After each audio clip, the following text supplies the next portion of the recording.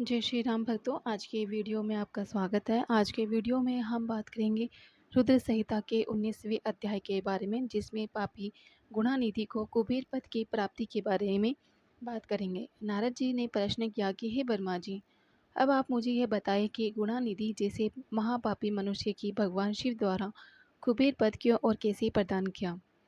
कृपा कर इस कथा को भी बताएं। ब्रह्मा जी बोले कि हे नारद, शिवलोक में सारे दिव्य भोगों का उपभोग तथा उमा महेश्वर का सेवन कर वह अगले जन्म में कली के राजा अरदिम का पुत्र हुआ। उसका नाम दम था। बालक दम की भगवान शंकर में असीम भक्ति थी। वह सदैव शिवजी की सेवा में लगा रहता था। वह अन्य बालकों के साथ मिलकर के शिव भजन करता था। युवा होने पर उसके पिता अरिदम की मृत्यु के पश्चात दम को राज सिंहासन पर बिठाया। राजा दम सब ओर से शिव धर्म का प्रचार प्रसार करने लगे। वे सभी शिवालयों में दीपदान करते थे। उनकी शिवजी में अनन्य भक्ति थी। उन्होंने अपने राज्य में रहने वाले सभी ग्रामाध्यक्षों को यह आज्ञा दी कि वह शिव मंदिर में दीपदान करना सबके लिए अनिवार्य है। अपने गांव के आसपास जितने भी शिवालय है वहां सदा दीप जला रहना चाहिए। राजा दम ने आजीवन शिव धर्म का पालन किया। इस तरह वे बड़े धर्मात्मा कहलाए। उन्होंने शिवालयों में बहुत से दीप जलवाए। इसके फलस्वरूप वे दीपों की प्रभा के आश्रय हो मृत्यु उपरांत अलकापुरी के स्वामी बने। भगवान शिवजी का पूजन उपासना महान फल देने वाला है।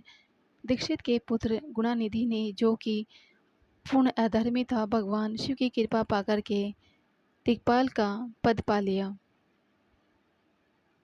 अब मैं तुम्हें उसकी भगवान शिव के साथ मित्रता के विषय में बताता हूँ। बहुत समय पहले की बात है। मानस पुत्र पुलस्त्य की विश्रवा का जन्म हुआ और विश्रवा के पुत्र कुबेर हुए। उन्होंने पूर्व काल में बहुत कठोर तप किया। उन्होंने विश्वकर्मा द्वारा रचित अलकापुरी का उपभोग किया। मेघावाहन कल्प के प्रारंभ होने पर वे कुबेर के रूप में घोर तप करने लगे। भगवान शिव द्वारा प्रकाशित काशीपुरी में गए और अपने मन के रत्न में दीपों से 11 रुद्रों को उद्बोधित कर वे तन्मयता से शिवजी के ध्यान में मग्न होकर के निश्चल भाव से उनकी उपासना करने लगे।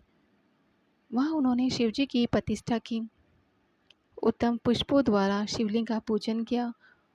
कुबेर पूरे मन से तप करने लगे। उनके पूरे शरीर में केवल हड्डियों का ढांचा और चमड़ी ही बची थी। इस प्रकार उन्होंने 10,000 वर्षों तक तपस्या की। तत्पश्चात भगवान शिव अपने दिव्य शक्ति उमा के भव्य रूप के साथ में कुबेर के पास आए। अलकापति कुबेर मन को एकाग्र कर शिवलिंग के सामने तपस्या में लीन थे। भगवान शिव ने कहा कि अलकापति, मैं तुम्हारी भक्ति और तपस्या से प्रसन्न हूँ।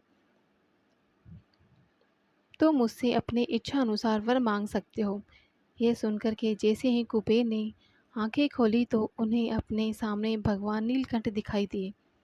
उनका तेज सूर्य के समान तेज था। उनके मस्तक पर चंद्रमा अपनी चांदनी बिखेर रहा था। उनके तेज से कुबेर की आंखें चौंधिया गईं। तत्काल ही उन्होंने अपनी आंखें बंद कर लीं। वे भगवान शिव से बोले कि हे भगवान, मेरे नेत्रों को वह शक्ति दीजिए जिससे कि मैं आपके चरणारविंदों का दर्शन कर सकूं। कुबेर की बात सुनकर के भगवान शिव ने अपनी हथेली से कुबेर को स्पर्श कर देखने की शक्ति प्रदान की।